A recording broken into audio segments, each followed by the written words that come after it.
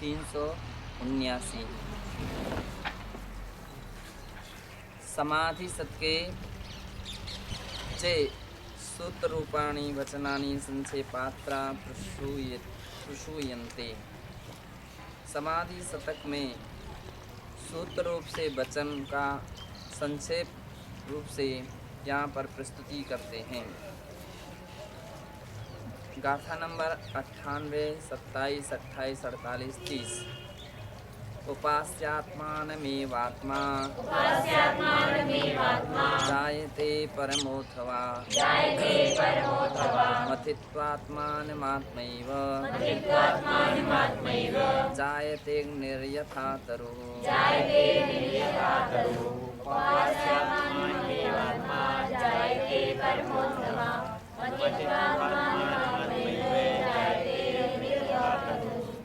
कहते हैं यथा जैसे यथा तरु अर्थात वृक्ष जो होता है वह परस्पर के घर्षण से क्या हो जाता है, अग्नि रूप हो जाता है।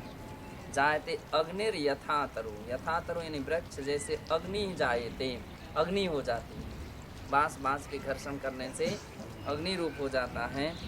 तथैव उसी प्रकार से आत्मानम आत्मैव मथित्वा आत्मा के मथने से अर्थात उसकी रगड़ से क्या हो जाते हैं, उपास्यात्मानमेव है ना, वो परमात्मा बन जाती है। अथवा उपास्य आत्मानमेव आत्मा परमो जायते आत्मा की उपासना करे तो भी परमात्मा हो जाती है।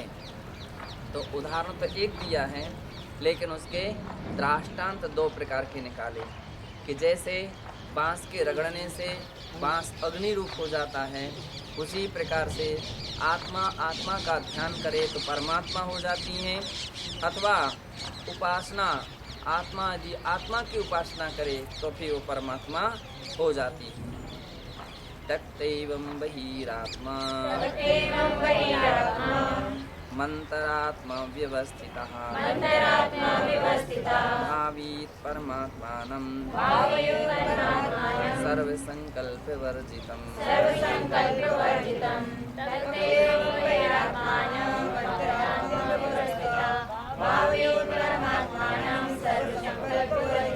कह रहे हैं त्यक्त्वेवं एवं इस प्रकार से बहिरात्मानं त्यक्त्वा बहिरात्मा को छोड़ करके अंतरात्मा व्यवस्थितः अंतरात्मा में व्यवस्थित होकर के भावित परमात्मानं सर्वसंकल्प विवर्जितम सभी प्रकार के संकल्प विकल्पों को छोड़ करके परमात्मा को भावित अर्थात परमात्मा का चिंतन करना चाहिए, परमात्मा की पाने की भावना भाना चाहिए। तो तीनों बातें आ गई, बहिरात्मा को छोड़ना चाहिए, अंतरात्मा होना चाहिए और परमात्मा का ध्यान करना चाहिए। तो ऐसा व्यक्ति एक दिन क्या हो जाता है, परमात्मा बन जाता है। बहिरात्मा अपन वो पढ़ते हैं 6 ढाला में, बहिरातमता हे जानी अंतरात्म पूजे परमात्म को ध्याय निरंतर जो नित आत्म पूजे। उसका ही लगभग पद्यानुवाद हो गया कि बहिरात्मा को छोड़ करके अंतरात्मा में व्यवस्थित होना चाहिए, परमात्मा का संपूर्ण संकल्प विकल्पों को छोड़ करके परमात्मा का ध्यान करना चाहिए। सोऽहमित्यात्म संस्कारः तस्मिन् भावनया पुनः तत्रैव दृढ संस्कारात् लभते ह्यात्मनि स्थितिम्।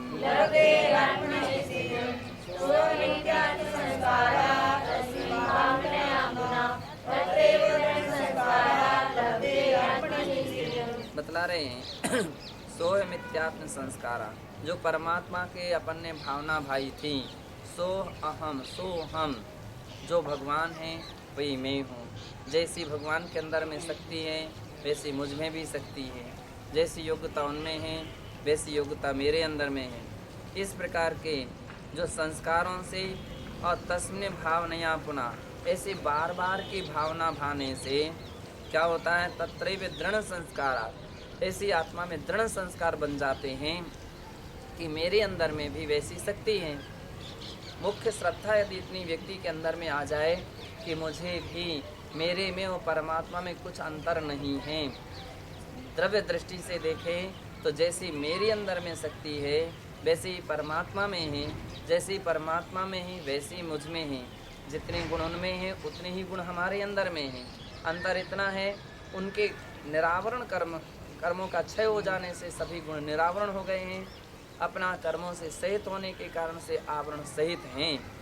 ऐसी जो व्यक्ति दृढ़ भावना बनाता रहता है तो उसके अंदर में संस्कार बनते हैं। और कैसे संस्कार बनते हैं, काय के संस्कार बनते हैं? ये संस्कार बनते हैं कि जैसे कोई भी अपने पास कमजोरी आने लगती है, मुझे मेरे पास इतनी सहनशीलता नहीं, मैं इतना नहीं कर सकता, मैं उतना नहीं कर सकता हूँ तो व्यक्ति सोचता रहे मैं तो वही आत्मा हूँ, वही शक्तिवान हूँ, जैसे शक्ति भगवान में वही शक्ति मेरे अंदर में, फिर कमजोरी मेरे अंदर में क्यों, फिर मेरे अंदर में कमजोरी क्यों? तो उसके अंदर में संस्कार बनते हैं तो उससे कमजोरी भाव वो निकलते हैं और एक उत्साह शक्तियाँ जागृत हो सकती हैं। भगवान इतना ध्यान कर सकते तो हम कुछ ना कुछ अंश रूप में तो ध्यान कर सकते हैं। उन्होंने इतनी त्याग तपस्या की तो हम भी इतनी त्याग तपस्या कर सकते हैं। उनके लिए मोक्ष की प्राप्ति होगी तो मुझे भी मोक्ष की प्राप्ति होगी। उनके पद चिन्हों पर चलने से हम भी एक दिन मोक्ष को प्राप्त कर लेंगे। ऐसे संस्कार व्यक्ति के अंदर में बने रहते हैं। उन्होंने संसार से मोह छोड़ा था तभी निर्वाण को प्राप्त हुए। हम भी संसार से मोह छोड़ेंगे तो हम भी निर्वाण को प्राप्त होंगे। तो बार बार भावना भाने से संस्कार क्या हो जाते हैं? मजबूत हो जाते हैं। तत्रैव दृढ़ संस्कारात्, ऐसे दृढ़ संस्कारों के कारण से लभते ही आत्मनि स्थितम, यह जीव अपनी आत्म स्थिति को प्राप्त कर लेता है, स्थिरता को या शुद्ध दशा को, मुक्त अवस्था को प्राप्त कर लेता है। ऐसे संस्कार अपन बोलते हैं भगवान का ध्यान करना चाहिए, भगवान ऐसे हैं, इतना ही ध्यान नहीं करना है। भगवान के अंदर में ऐसी शक्ति थी, हमारे अंदर में भी ऐसी शक्ति है, हम उस शक्ति का सदुपयोग करें। हम अपनी शक्ति का कैसा सदुपयोग कर सकते हैं? उन्होंने कभी प्रमाद नहीं किया तो हम भी प्रमाद नहीं करेंगे। उन्होंने अपनी चर्या में कोई कमजोरी नहीं रखी, हम भी अपनी चर्या में कमजोरी नहीं रखेंगे, है ना। तो ऐसी दृढ़ भावना भाते भाते रहने से वह व्यक्ति के अंदर में भी परमात्मा पाने की योग्यता आ जाती है। जो कभी ऐसा ध्यान नहीं करते हैं, ऐसा चिंतन नहीं करते हैं, ऐसा विचार नहीं करते हैं तो उसके अंदर में प्रमाद भाव बने रहते हैं। वो कभी साहस नहीं कर पाएगा, वो कभी उसका कल्याण नहीं हो सकेगा, उसका मोक्ष नहीं हो सकेगा, क्योंकि वो अपने जीवन में कुछ भी नहीं कर सकेगा। तो इसलिए अपने लिए भगवान का ध्यान करना आवश्यक माना गया है। युञ्जीते मनसात्मानं वाक्कायाभ्यां वियोजित मनसा व्यवहारन्तो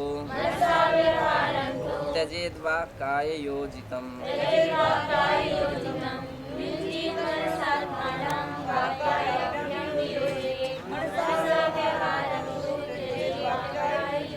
कह रहे हैं युञ्जीते मनसात्मानं, मन को आत्मा के साथ या आत्मा को मन से युञ्जीते, जोड़ना चाहिए।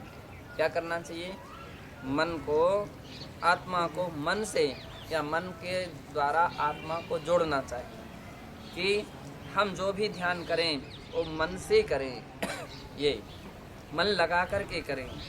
वाक्कायाभ्याम वियोजित, और वचन और शरीर से अलग करें, क्योंकि वचन से अलग करें नहीं मौन धारण करें, शरीर से अलग करें नहीं शरीर की चेष्टा उस समय छोड़ दें।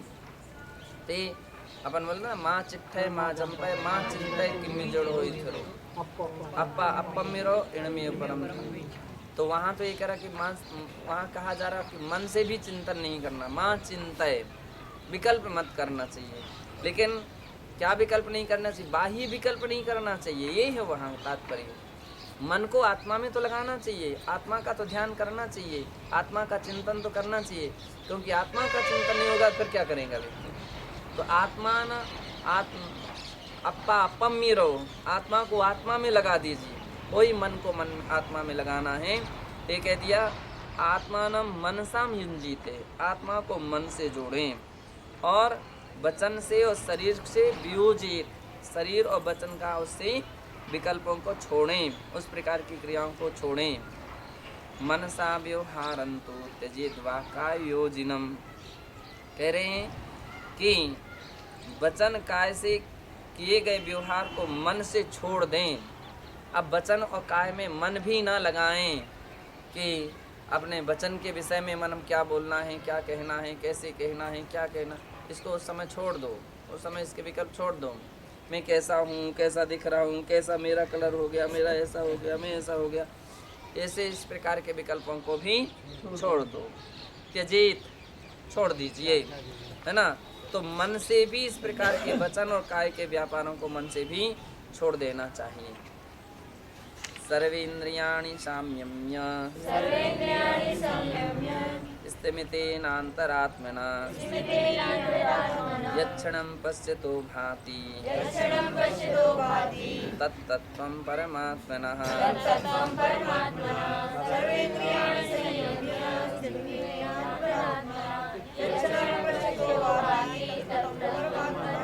बोले सर्वेन्द्रियाणि संयम्य, सभी प्रकार की इंद्रियों को संयमित करके, स्थिर करके, स्थिमितेनान्तरात्मना, है ना, अंतःकरण के द्वारा क्षण मात्र के लिए ही फिर क्या करना चाहिए, यत्क्षणं पश्यतो भाति, उस समय क्षण भर भी यदि किसी ने स्थिर कर लिया है तो तत्क्षणम, उस क्षण में, पश्यतो भाति, यदि अपने आत्मा की ओर निगाह डालें, अपनी आत्मा को देखने का प्रयास करें, अनुभव करने वाले जो जीव हैं उनको परमात्मा तत्वम प्रतिभाति, तत्वम भाति, अर्थात जो परमात्मा तत्व हैं वो प्रतिभासित होता है कि जैसी मेरी आत्मा है वैसा ही मेरी परमात्मा, जैसी परमात्मा है वही मेरी आत्मा है, और जैसी आत्मा है वैसा ही परमात्मा का स्वरूप है, ऐसा जानना चाहिए।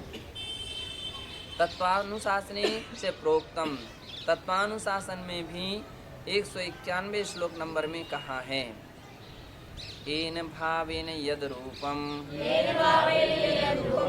ध्यायात्यात्मानमात्मभूत तेन तन्मयतां याति सोपाधि स्फटिको यथा।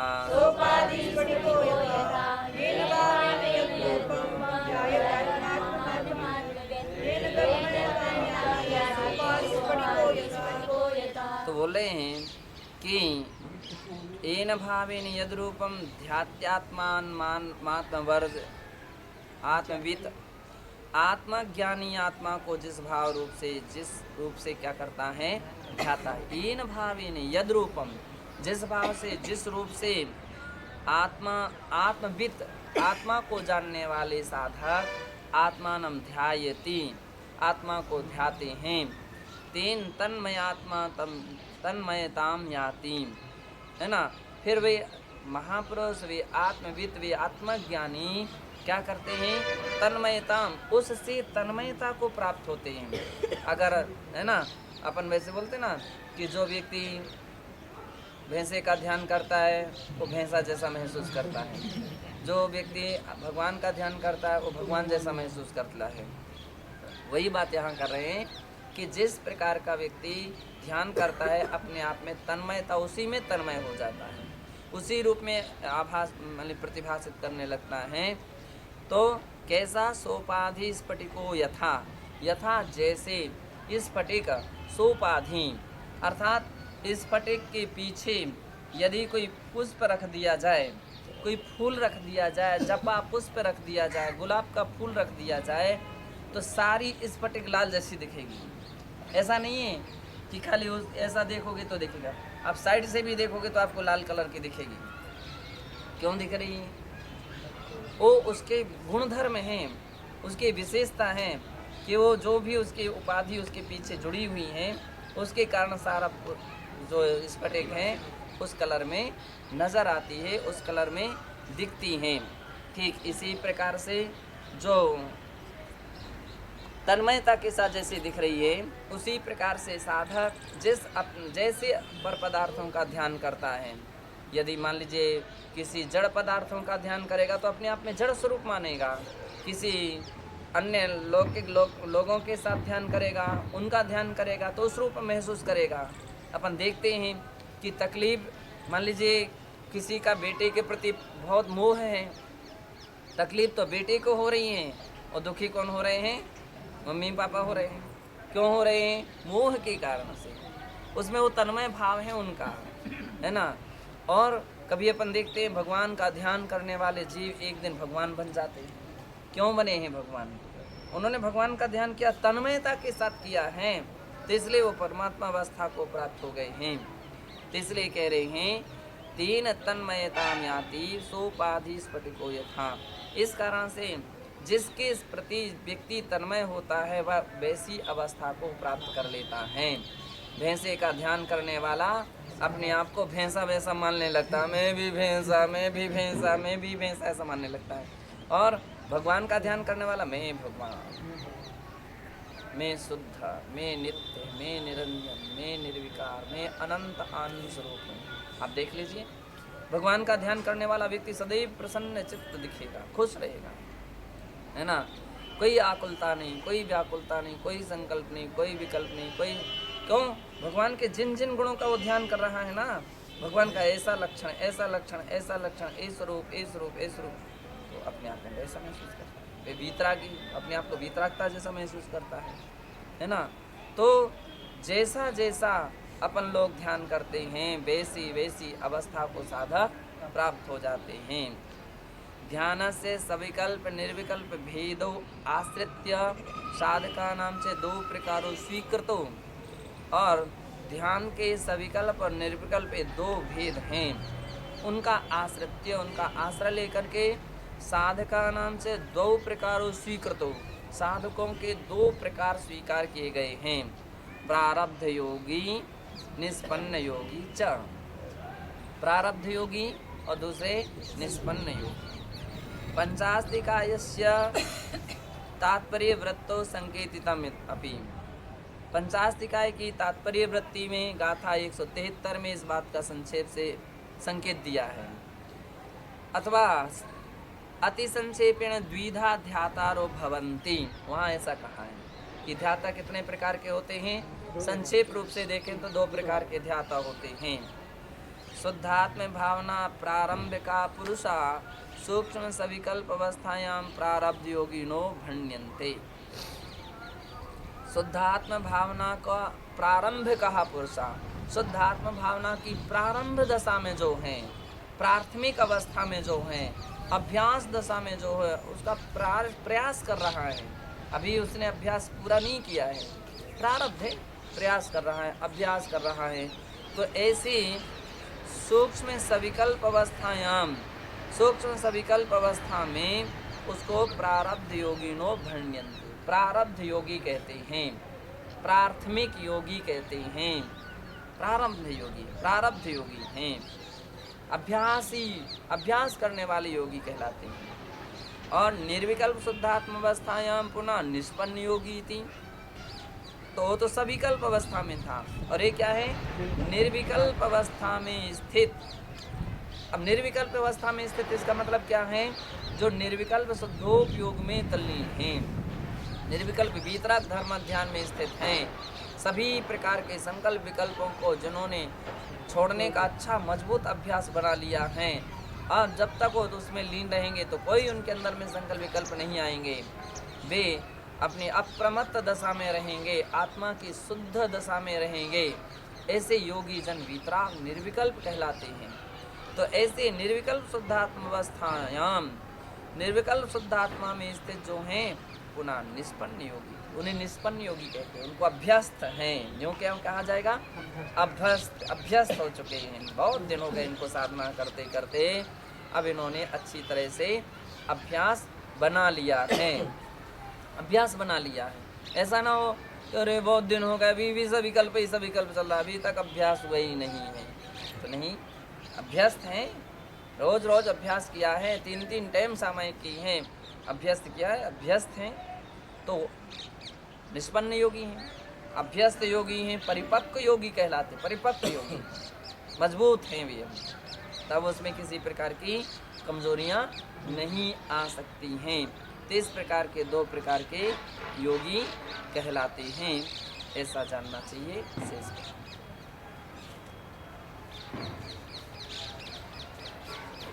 अथ प्राणिक स्वाध्याय निष्ठा